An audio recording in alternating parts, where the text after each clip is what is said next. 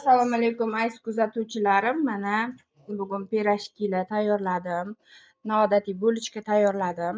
Ko'rib baho beringlar. Bitta oshirma xamirdan mana shuncha narsa tayyorlasa bo'ladi. Idealniy oshirma xamir kimga kerak bo'lsa, kommentariyada plus qoldirsanglar. Har bittanglarga отдельно tashlab beraman. Mana ko'rishinglar mumkin mana.